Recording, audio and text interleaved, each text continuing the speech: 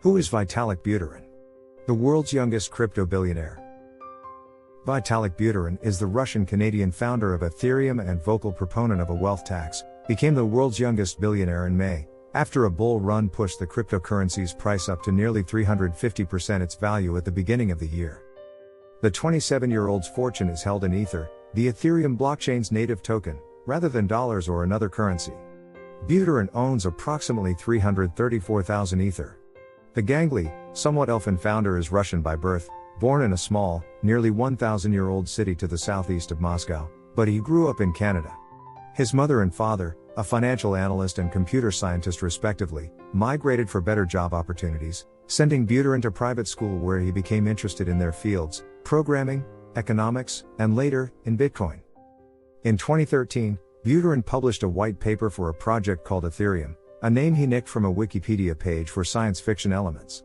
The paper proposed a decentralized platform that would repurpose the blockchain technology behind Bitcoin to incorporate smart contracts, pieces of code representing immutable agreements between a buyer and seller, which would self-execute without the need for a centralized authority. Theoretically, a user could then exchange not just tokens on the blockchain, but other assets, like homes, liens, or stocks.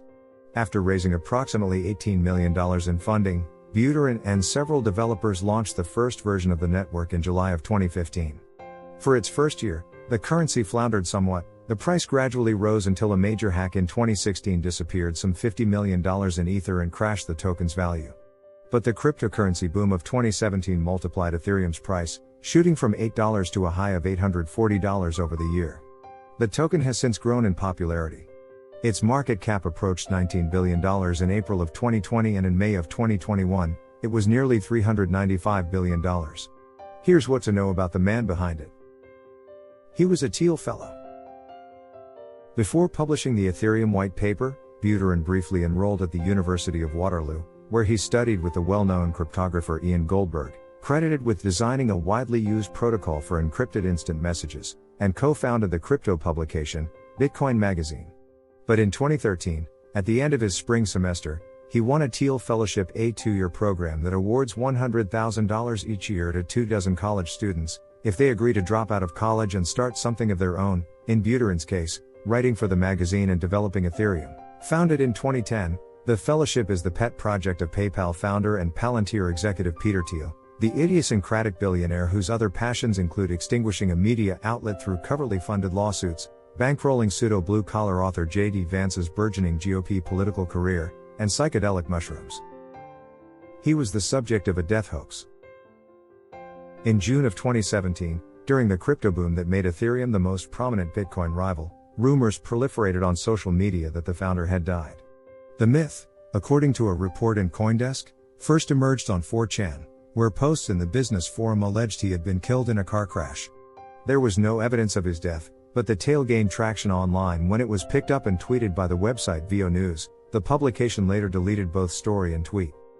To prove that he was alive, Buterin tweeted out a picture of himself holding a handwritten note. He'd scrawled the number of the most recent Ethereum block on the chain, with what's called the hash, a unique number allotted to every block as part of its encryption. He met with Vladimir Putin. In June of 2017, around the same time that Buterin was rumored to be dead, he met with Russian President Vladimir Putin to discuss Russia's burgeoning crypto space. At the time, cryptocurrencies still had limited official acceptance in the American or European finance worlds, but even less so in Russia. That year, according to CNN, the Russian central bank issued warnings against the tokens. The anonymity of Bitcoin and related currencies, the bank suggested, could promote illegal activities like money laundering and funding terrorism. A bank official later mentioned possible restrictions on cryptocurrency vendors. But on June 2, a release from the Kremlin announced that Putin had met with Buterin at the St. Petersburg International Economic Forum, following a meeting with foreign executives. According to the release, the Ethereum CEO described the opportunities for using the technologies he developed in Russia. In response, Putin reportedly supported the idea of establishing ties with possible Russian partners. He once confronted a fake Satoshi Nakamoto. In 2018, Buterin attended Deconomy, a technology conference in Seoul which planned a large crypto-related event called Bitcoin Controversy Over Principle.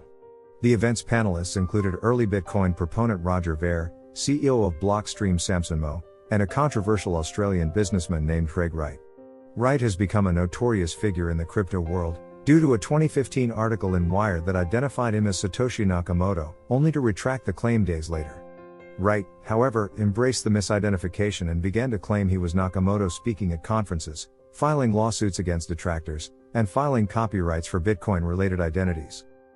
Buterin, who has been outwardly critical of Wright's claims, undertook to live tweet the conference event, posting a series of 62 tweets throughout the panel discussion, the majority of which took aim at Wright. At the end of the event, Buterin aired his thoughts in person.